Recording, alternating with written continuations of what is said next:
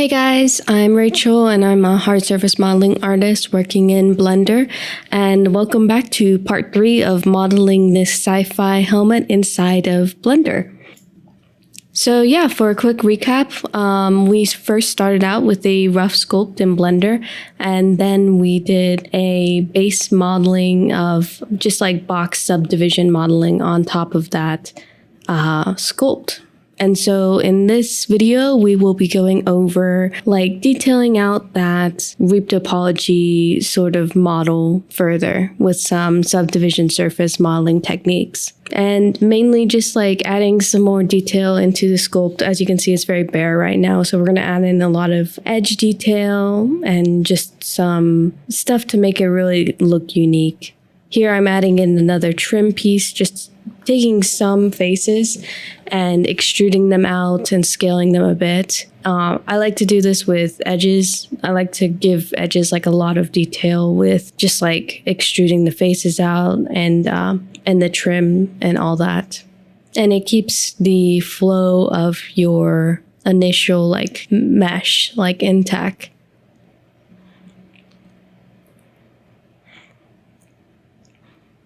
So I'm gonna go around and just like make sure everything is fit snug like this. And then I'm going to use the curve extract inside of hard ops again. Curve extract does, it just takes an edge and converts it to a curve and then gives it a thick bevel and with quite a bit of resolution. So it just adds like this piping edge work. And I really love that. It's just very quick detail. Curve extract, it's pretty cool. And so here I'm just going to fill in the space with some more details. And these are just details that I'm just going to model out for this shape right here. They weren't in the sculpt because our sculpt wasn't very detailed. So we're just going to think of some cool details just to finish this area out with. It's just a little metal piece that goes in the front of the face.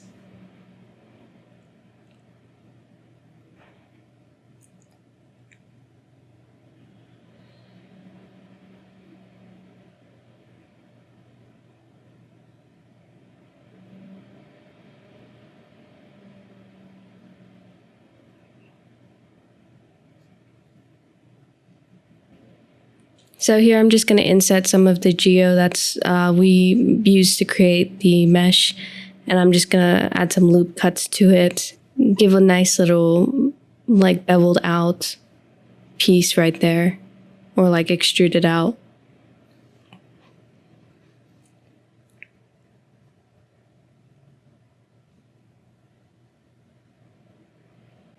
Just going to tweak some of the positions of some of these details like the pipes. I'm going to add some edge detail, sort of like a crevice for it to fit into, because right now it's just clipping like straight into the mesh, and that can sometimes look a bit strange. So I'm just going to take these faces and press Alt-S to scale them in along their normals, just like that. And it kind of, just like indents those faces.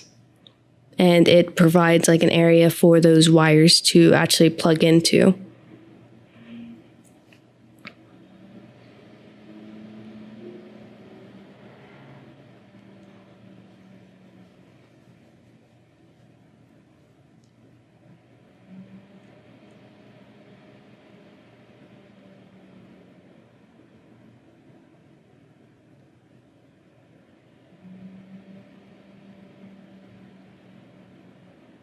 So here I'm going to think about adding some Kitbash pieces to my helmet here. I don't usually add like a ton of Kitbash to my models, but I really love these like little cap designs, especially this one from this pack right here. I can't remember what. And so I'm going to use them to just detail out these vents a bit more.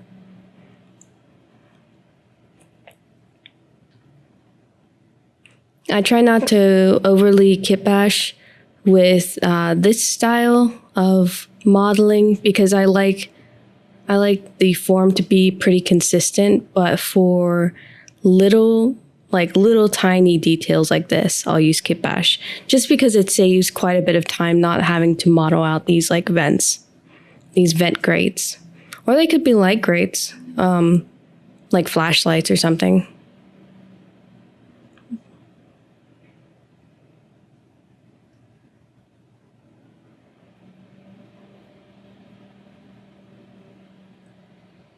But yeah, I think I think just for the vents, that's the only kit bashing pieces that I actually used.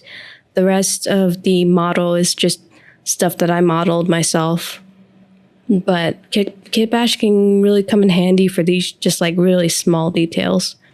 But you don't want to overuse it for sure. I feel like Kitbash can very easily make your designs look very noisy, if that makes sense, like overtly detailed. But that might just be me.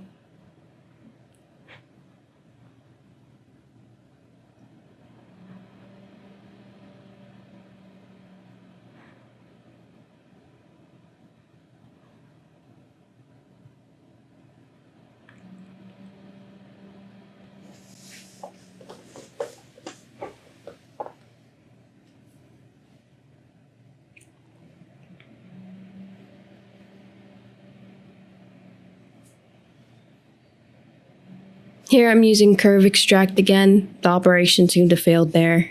So I just duplicated the edge and then just like made it its own object.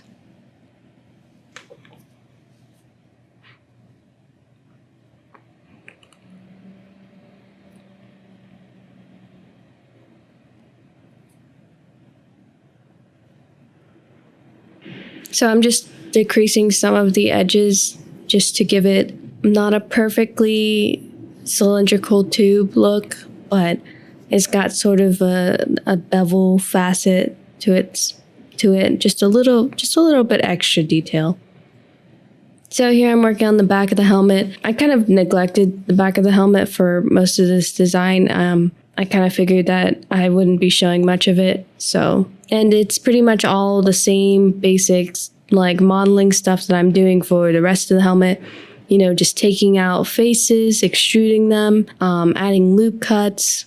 Yeah, just all that good stuff, you know?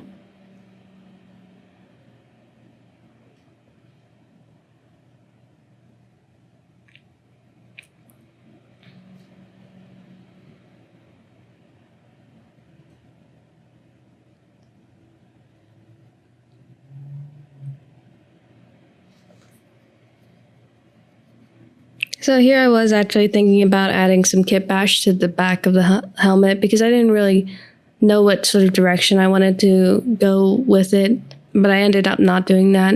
Just using some curve extract right here and then duplicating this edge and just like filling it in with geo.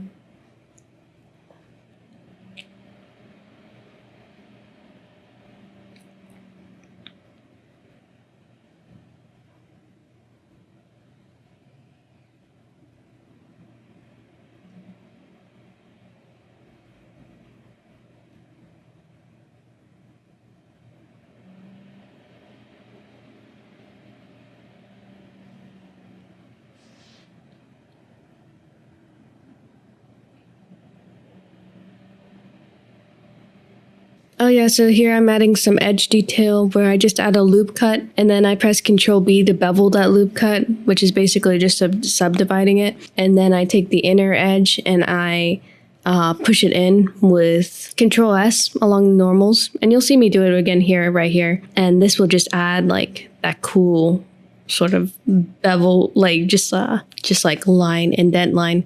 Here I actually did something interesting where I took the model and then I applied the first level of subdivision to the model. So you can see it's subdivided by one level.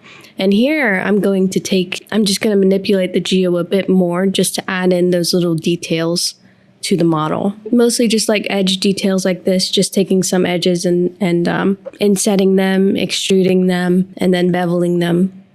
But I find that applying the first level of subdivision gives me a lot more geo to work with, especially since my object was so low poly to begin with.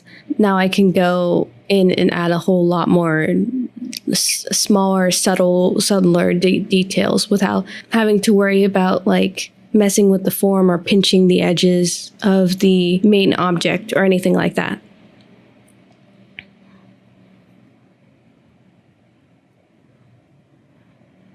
Just using crease again on this one edge.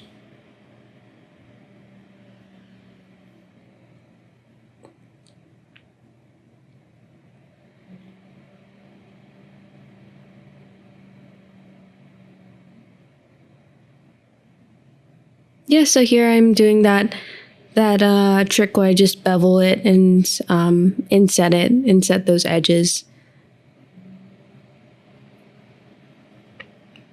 I'll take some geo like this and I'll just extrude it out, push it in,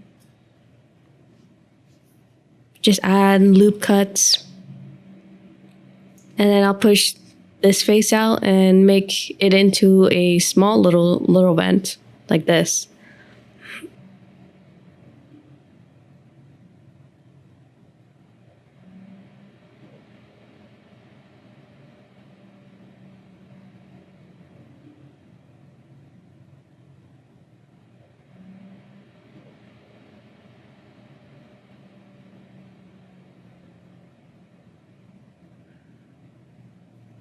So here I'm applying that level of subdivision to this object so I can have some more geo to work with. Now that we're on like the last part of the modeling phase, we're just on the detailing phase.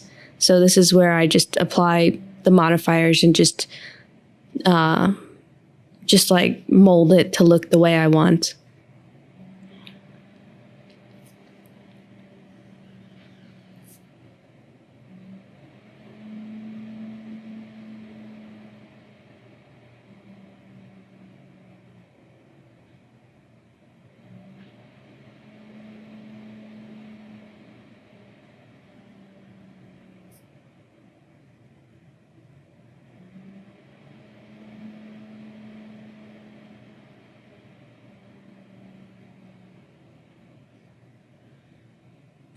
Here I'm using loop tools, operation, relax, and that will just like smoothen out your geo. And if you use it quite a bit, it'll just smooth it out to a straight line.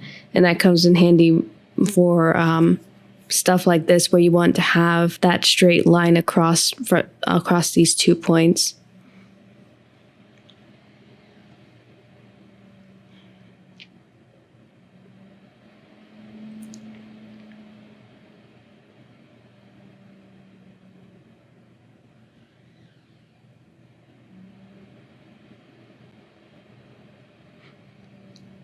I actually experimented a little bit with adding some screws to this helmet because, I don't know, everyone adds screws to their concepts, but I felt like it really didn't work with, I don't know, the design. So I opted to just not even show that part. But yeah, instead I'm just going for these edge details where I'm just taking these loops and I'm just beveling them and pushing them in. Just like this.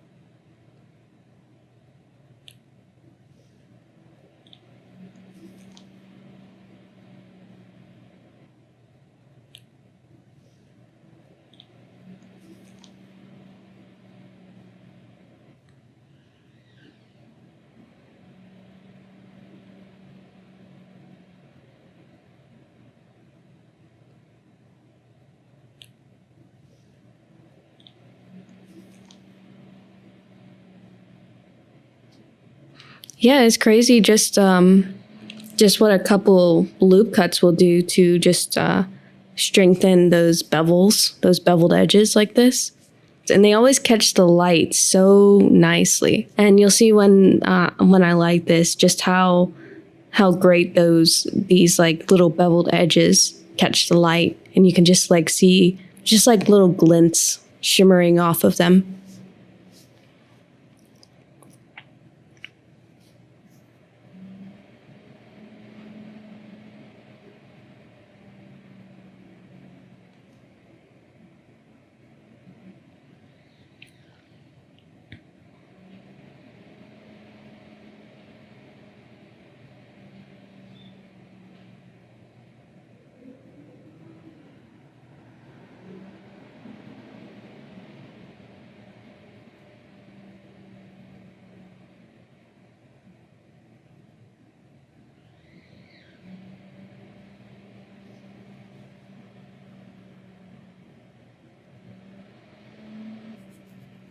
So just making some quick final assessments, seeing if there's anything else I can add to the design.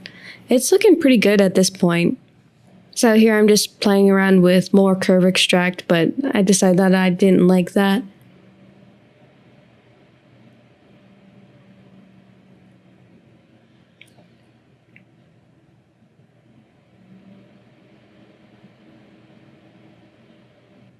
So yeah, I think we're just about done with the modeling phase. After I'm done modeling this, I'll take you guys through my render setup and how I go about just like shading this helmet and lighting it and just like coloring it and all that.